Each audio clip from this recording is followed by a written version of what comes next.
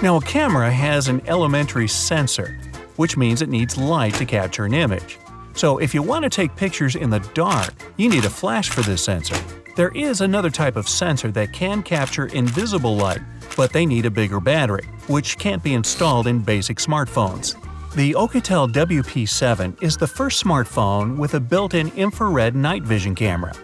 The camera only has 8 megapixels, so the photos won't be that good, but they can be taken in the dark. The phone's battery is also quite big, so it won't be comfortable to use every day. The first phone camera was in the Kyocera Visual Phone VP-210. It was made in 1999 in Japan and could take video and photos. The camera had only 0.11 megapixels and was able to process just 2 video frames in a second, but it was the first ever video filmed on a phone. Even cheap devices nowadays are much more powerful than the most powerful computers of the past. So much so that your phone has 500,000 times more memory than a whole bunch of computers that sent the first man to the moon. Our phones are becoming much more similar to PCs than to actual telephones. And just like PCs, our phones will become upgradable and modular. The first step was made by Google back in 2016. They wanted to make a phone of different blocks – cameras, screens, batteries – and named it Project ARA. At the Mobile World Congress in 2019, we learned that flip phones will be popular again. Not the old-fashioned flip phones with a small screen and keyboard, though. The Flip Phone 2.0 is going to be both a smartphone and a tablet, transformable into each other by folding a flexible screen. LG also presented a smartphone with a flexible screen, the LG G Flex, and this is not its main feature. This phone can regenerate its cover like human skin. Polycarbonate fibers tighten scratches and breaks. It can't completely recover, but it can fix small damaged areas. The Changhong H2 is a phone that knows what you eat and what medicine you use. It has a special sensor that can scan your food and let you know its chemical composition. It's like a small laboratory that can make your life easier and safer. Sometimes, a phone's game control is quite poor, so you can't enjoy the game like you want. Sony made the Xperia Play to solve this problem. You just slide your screen, and now you're holding a small game console, which will help you beat all your rivals in any game.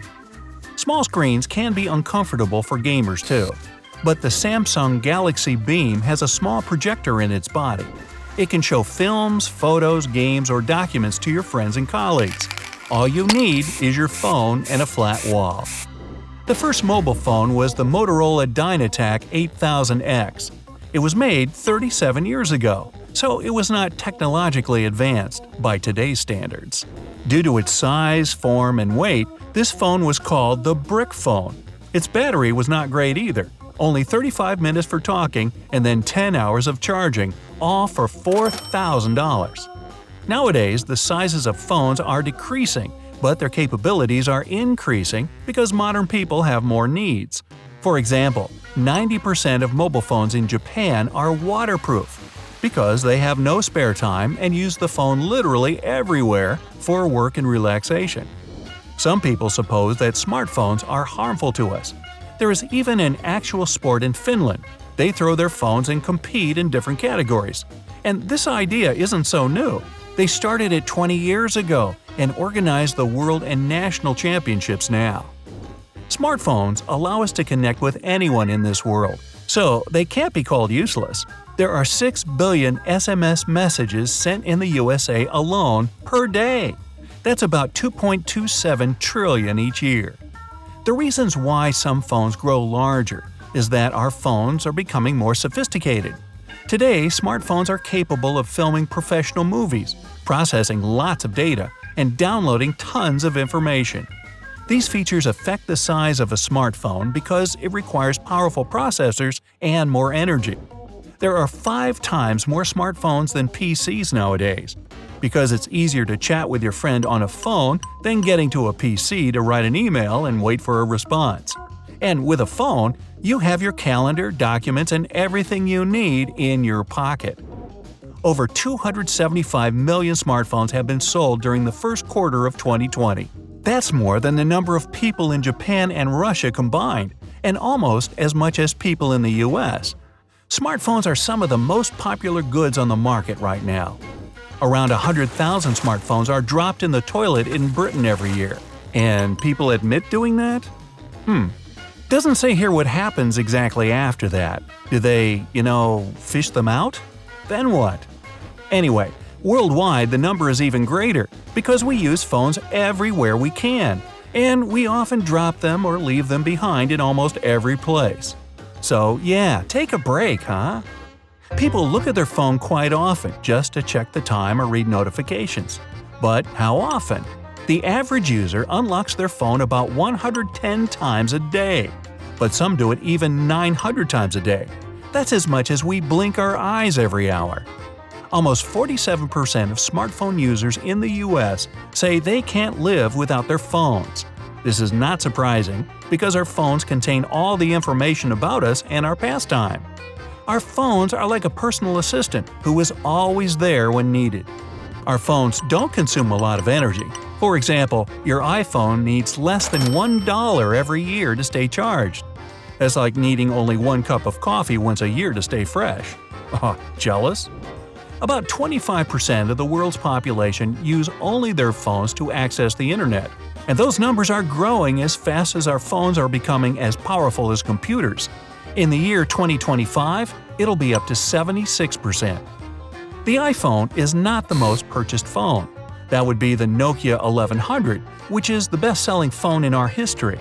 250 million phones have been sold by Nokia, and nobody can match those numbers of sales, especially since these phones are no longer available to purchase.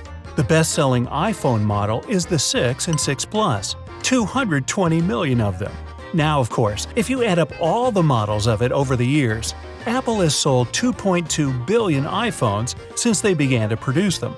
This is a quarter of the world's current population, and it seems our population will grow slower than the purchase rate of iPhones. In 5 to 6 years, it may be more than 8 billion iPhones. The world's most expensive iPhone ever sold was worth $15 million. It was made from 135 grams of 24-karat gold, and the body contained 600 white diamonds. That's the value of about 15 private islands in the Pacific Ocean, except you can hold it in just one hand. The first mobile phone with GPS was the Benephone-esque, and it was made as a safety phone. It was released in 1999 by Benephone and could only be used in Europe. But this safety phone laid the foundation for GPS in smartphones all around the world. There are 2.5 times more active smartphones in Hong Kong than there are smartphone owners. Hong Kong's population is 7.5 million people, yet they own 17.4 million smartphones. So it's okay to have more than 2 smartphones if you live there. In the whole world, there are 6.8 billion people, and 5.16 billion of them own at least one smartphone. It's hard to find a person who doesn't use a smartphone at all, and it will be almost impossible to do so in a few years from now.